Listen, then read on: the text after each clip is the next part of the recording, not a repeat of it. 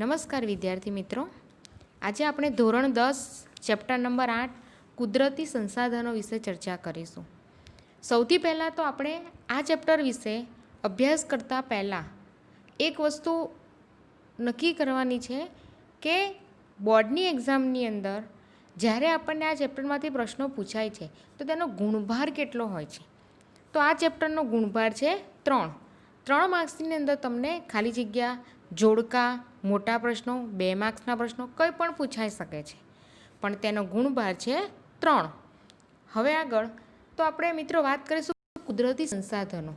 તો મિત્રો આપણા મગજની અંદર એક વસ્તુ નક્કી છે કે કુદરતી સંસાધનો એટલે કુદરતી સંપત્તિ જે આપણને કુદરત એટલે કે પ્રકૃતિ તરફથી મળતી હોય તે.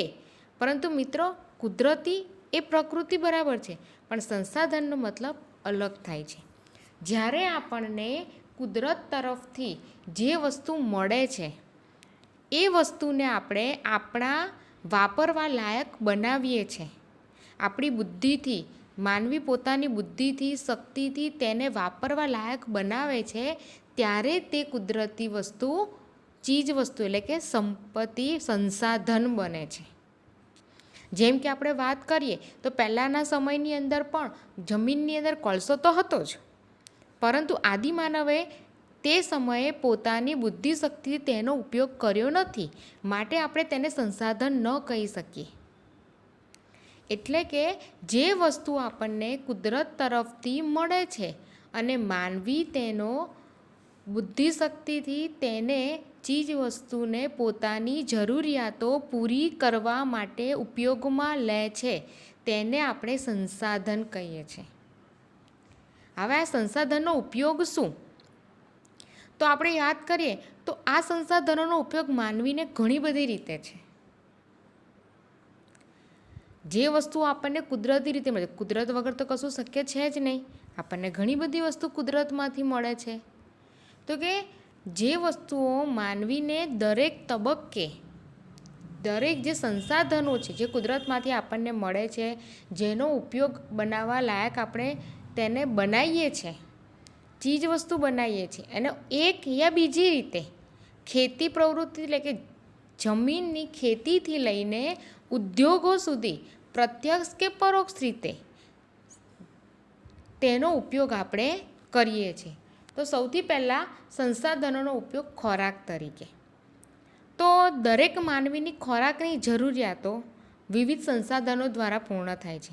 આપણે જોઈએ છીએ કે કોઈ માણસ શાકાહારી છે તો કોઈ માણસ માંસાહારી છે. જે શાકાહારી છે તેને વનસ્પતિ તરફથી ફળો, વિવિધ પાકો, પ્રાણીઓના દૂધ વગેરે મળી રહે છે. જ્યારે જે માંસાહારી છે તેને માંસ, જળાશયોમાંથી માછલા, જળચર પ્રાણીઓ, મધમાખીઓમાંથી બનેલું મધ, આ વગેરે વસ્તુઓ આપણને મળી રહે છે. એટલે કે આ સંસાધનોનો ઉપયોગ આપણે ખોરાક તરીકે પણ કરીએ છીએ. બીજી વસ્તુ, સંસાધનોનો ઉપયોગ કાચા માલ તરીકે. મેં તમને પહેલાં જ વાત કરી કે આપણને જંગલોમાંથી કોઈ વસ્તુ મળે છે, જે ઘણી બધી વસ્તુઓ આપણને આર્થિક દૃષ્ટિએ ઉપયોગી છે, પરંતુ તે આપણને કાચા માલ સ્વરૂપે મળતી હોય છે, અને તેને પછી આપણે તેને આપણા ઉપયોગ લાયક બનાવવા માટે તેને વિવિધ પ્રક્રિયા કરવી પડે છે. જેમ કે લાકડું એટલે ફર્નિચર બનાવવું છે તો લાકડાની જરૂર પડે છે. લાકડું એ શું કહેવાય? કાચો માલ કહેવાય. રૂ બનાવવું છે તો કપાસની જરૂર પડે છે. ચામડાની વસ્તુઓ બનાવવી છે તો પછી આપણે પ્રાણીઓના ચામડાઓની જરૂર પડે છે. એટલે કહેવાનો વસ્તુ કે કોઈ પણ વસ્તુ બનાવતા પહેલાં આપણને કાચા માલની જરૂર પડે છે. જેમ કે ખેતી દ્વારા ઉત્પન્ન થતા વિવિધ ખાદ્ય પાકો, પાલતુ પ્રાણીઓ દ્વારા મળતા દૂધ, આપણને પનીર છે, દહીં છે, ચીઝ છે, આ બધી વસ્તુ ભાવે છે, પણ એની માટે શેની જરૂર પડે છે? તો દૂધની જરૂર પડે છે. તો દૂધ એ શું કહેવાશે? કાચો માલ કહેવાશે. માંસ છે, ઊન અને ચામડા અને વિવિધ ખનિજ અયસ્કો, આ બધા જ માટે આપણને ઉદ્યોગોની માટે કાચા માલની જરૂર પડે છે. ત્રીજું, સંસાધનો શક્તિ સંસાધન તરીકે. શક્તિ એટલે કે એનર્જી, એટલે કે કોલસો છે કે જેમાંથી આપણે વિદ્યુત ઉત્પન્ન કરી શકીએ છીએ, ખનિજ તેલ છે, કુદરતી વાયુ છે, બળતણ તરીકેનું લાકડું છે, આ વગેરે આપણને ઈંધણ તરીકે કામ લાગે છે. દરેકના ઉદ્યોગો અને ઘરોની અંદર તેનો ઉપયોગ કરવામાં આવે છે. એવી જ રીતે આપણે જોઈએ તો સૌર ઉર્જા. સૌર ઉર્જા કે સૂર્ય દ્વારા મળતી ઉર્જા, પવન ઉર્જા, ભરતી ઉર્જા, ભૂતાપીય ઉર્જા, બાયોગેસ ઉર્જા. પવન ઉર્જા એટલે કે આપણને જે પવન દ્વારા આપણે પવનચક્કી કે એવું જોઈ શકીએ છીએ, જેના દ્વારા આપણે ઉર્જા ઉત્પન્ન કરીએ છીએ તે. ભરતી ઉર્જા એટલે કે દરિયાની અંદર આવતી જે ભરતી છે તેના દ્વારા ઉર્જા ઉત્પન્ન કરવામાં આવે છે. ભૂતાપીય, ભૂ એટલે કે જમીન, જમીનની દ્વારા આપણે જમીનની તાપમાન દ્વારા જે ઉર્જા આપણે ઉત્પન્ન કરીએ છીએ. બાયોગેસ, જળ ઉર્જા, જળ ઉર્જા એટલે હાઇડ્રો એટલે કે હાઇડ્રો પાવર સ્ટેશનો જે હોય છે કે જેના દ્વારા આપણે ઉર્જા ઉત્પન્ન કરીએ છીએ. તો આ બધા આપણને શક્તિ સંસાધનો તરીકે ઓળખીએ છીએ. એટલે મિત્રો, અત્યાર સુધી આપણે જોયા સંસાધનના ઉપયોગો, તો કે ખોરાક તરીકે આપણે તેનો ઉપયોગ કરીએ છીએ, સંસાધનનો ઉપયોગ કાચા માલ તરીકે કરીએ છીએ, અને સંસાધનોનો ઉપયોગ આપણે શક્તિ સંસાધન તરીકે પણ કરીએ છીએ. આગળ, સંસાધનોના પ્રકારો જણાવો. તો સૌથી પહેલાં તો સંસાધનોના પ્રકારો 3 છે. માલિકીના આધારે, વિતરણના આધારે અને પુનઃપ્રાપ્યતાના આધારે. માલિકીના આધારે એટલે કે પોતે માલિકીની દ્રષ્ટિએ, વિતરણના આધારે એટલે કે તેની વહેંચાણની દ્રષ્ટિએ, અને પુનઃપ્રાપ્યતા, પુનઃ એટલે ફરીથી આપણને પ્રાપ્ત થાય તેવા સંસાધનો. એટલે કે 3 પ્રકારના સંસાધનો હોય છે: માલિકીના આધારે, વિતરણના આધારે અને પુનઃપ્રાપ્યતાના આધારે. એમાં સૌથી પહેલાં આપણે જોઈશું માલિકીના આધારે. તો કે સૌથી પહેલું વ્યક્તિગત સંસાધન. વ્યક્તિગત એટલે કે એક જ વ્યક્તિનું હોય કે તેના આખા પરિવારનું હોય. જેમ કે આપણું ઘર છે, ગાડી છે, મકાન છે, જમીન છે, જે ખાલી આપણી માલિકીનું છે, આપણા પરિવારનું માલિકીનું છે, તેને આપણે વ્યક્તિગત સંસાધન કહીએ છીએ. રાષ્ટ્રીય સંસાધન. રાષ્ટ્રીય સંસાધન એટલે કે જેની ઉપર દેશ અને પ્રદેશ દરેકની એ સંપત્તિ ગણાય છે, આખા રાષ્ટ્રની તે સંપત્તિ ગણાય છે. જેમ કે લશ્કર છે તો કોઈ એક પ્રદેશ પૂરતો નથી, તે આખા રાષ્ટ્રનું લશ્કર ગણાય છે. આંતરરાષ્ટ્રીય વેપાર એટલે કે આપણું રાષ્ટ્ર બીજા રાષ્ટ્ર સાથે વેપાર કરે છે તો તે આંતરરાષ્ટ્રીય વેપાર કહેવાય છે, કોઈ એક પ્રદેશ પૂરતું નથી હોતું. એટલે કે રાષ્ટ્રીય સંસાધન એટલે કે જેની ઉપર આખા રાષ્ટ્રની સંસાધન ગણાય છે. વૈશ્વિક સંસાધન.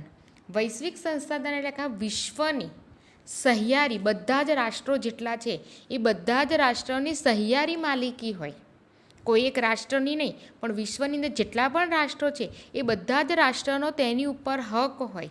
તે સંપત્તિ ઉપર ભૌતિક કે અભૌતિક એવી તમામ પ્રકારની જે સંપત્તિ છે જે માનવ કલ્યાણ માટે જરૂરી છે, જેનાથી માનવ કલ્યાણ થતું હોય એવી જે સંપત્તિ છે એ સંપત્તિ એટલે કે એને વૈશ્વિક સંસાધન કહેવામાં આવે છે, કે જેની અંદર કોઈ એક રાષ્ટ્રનો નહીં પણ વિશ્વની અંદર આવેલા બધા જ રાષ્ટ્રોનો અધિકાર હોય. ફરીથી જોઈ લો, માલિકીના આધારે એટલે વ્યક્તિગત સંસાધન એટલે કોઈ એક વ્યક્તિ કે કોઈ પરિવારની માલિકી હોય, જેમ કે ઘર છે, જમીન છે, ગાડી છે, મકાન છે વગેરે. રાષ્ટ્રીય સંસાધન એટલે કોઈ એક રાષ્ટ્રનો તેની ઉપર અધિકાર હોય, કોઈ પણ એક દેશ કે પ્રદેશની સાર્વજનિક સંપત્તિ હોય, કોઈ એક રાષ્ટ્રની સંપત્તિ હોય, જેમ કે લશ્કર છે, આંતરરાષ્ટ્રીય વેપાર છે. વૈશ્વિક સંસાધન. વૈશ્વિક સંસાધન એટલે વિશ્વની અંદર જેટલા પણ રાષ્ટ્રો છે એ બધા જ રાષ્ટ્રોની સહિયારી સંસાધન હોય, સહિયારી સંપત્તિ હોય કે જેના દ્વારા માનવીઓનું કલ્યાણ થતું હોય એવી સંપત્તિ જે છે એ આખી વૈશ્વિક સંસાધન કહેવામાં આવે છે. બીજો પ્રકાર છે વિતરણ ક્ષેત્રેના આધારે. તો કે સૌથી પહેલું સર્વ સુલભ સંસાધન. સર્વ એટલે કે બધી જગ્યાએ આપણને સરળતાથી મળી જતું હોય તેને આપણે સર્વ સુલભ સંસાધન કહીએ છીએ. જેમ કે દાખલા તરીકે ઓક્સિજન. જે આપણને સરળતાથી મળી જાય છે. નાઇટ્રોજન વાયુ તે પણ સરળતાથી મળે છે. એટલે કે વાતાવરણમાં રહેલા જે ઉપયોગી વાયુઓ છે જે આપણને સરળતાથી મળે છે અને સર્વસુલભ એટલે ગમે ત્યાં જઈશું આપણને એ ઝડપથી અને બધી જગ્યાએ મળી રહે છે, જેને આપણે સર્વસુલભ સંસાધન કહીએ છીએ. સામાન્ય સુલભ સંસાધન એટલે કે જેની માટે આપણે થોડીક મહેનત કરવી પડે છે. સામાન્ય રીતે જે આપણને મળી રહેતા હોય છે, જેની માટે થોડીક મહેનત કરીએ, જેમ કે જમીન છે, પાણી છે, ગોચર છે વગેરે આપણને ઝડપથી એટલે કે સામાન્ય રીતે થોડીક મહેનત કરવાથી આપણને મળી રહેતા હોય, જેને સામાન્ય સુલભ સંસાધન કહેવામાં આવે છે. વિરલ સંસાધન. વિરલ સંસાધન એટલે શું? તો જેને પ્રાપ્ત કરવા માટે અમુક મર્યાદિત જ હોય છે, જેનો જથ્થો જે હોય છે એ મર્યાદિત હોય છે. જેમ કે કોલસો છે, કોલસો બનતા વર્ષો લાગે છે, કોલસાની ખાણો હોય છે.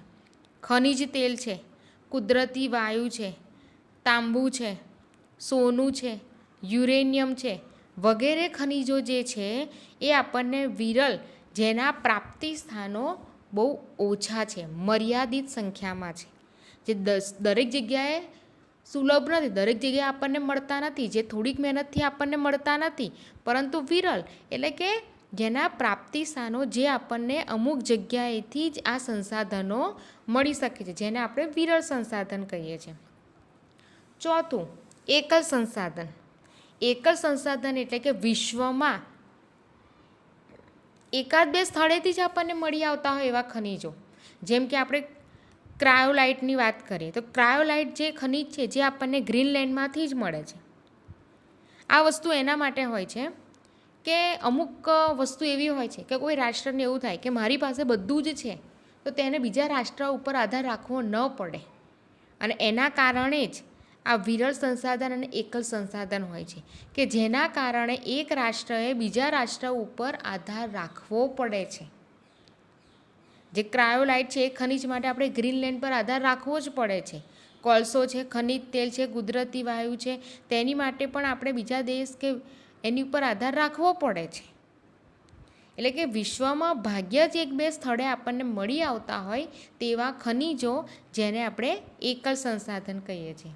ફરીથી પહેલું, સર્વસુલભ સંસાધન જે આપણને સરળતાથી મળી રહે છે, જેમ કે વાતાવરણમાં રહેલા વાયુઓ ઓક્સિજન અને નાઇટ્રોજન. સામાન્ય સુલભ સંસાધન એટલે કે આપણને થોડીક મહેનતથી મળી જતું હોય એવા સંસાધનો કે જે ભૂમિ છે, જળ એટલે કે જમીન છે, પાણી છે, ગોચર છે, આ બધી વસ્તુ છે. વિરળ સંસાધન એટલે કે તેના પ્રાપ્તિ સ્થાનો મર્યાદિત હોય છે, જેમ કે કોલસાની ખાણો, ખનિજ તેલ, કુદરતી વાયુ, તાંબુ, સોનું, યુરેનિયમ વગેરે ખનિજો ખાલી મર્યાદિત સ્થળોએ આપણને મળે છે.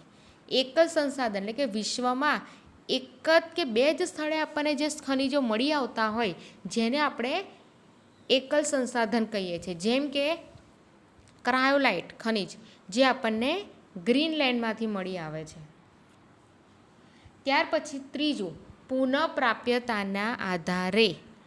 પુનઃપ્રાપ્ય અને પુનઃ અપ્રાપ્ય આપણે લોકો જાણીએ જ છીએ, આપણે વિજ્ઞાનમાં પહેલાં ભણી ચૂક્યા છે. પુનઃપ્રાપ્ય એટલે કે આપણને ફરીથી મળી શકે, અને પુનઃ અપ્રાપ્ય એટલે કે આપણને ફરીથી ન મળી શકે.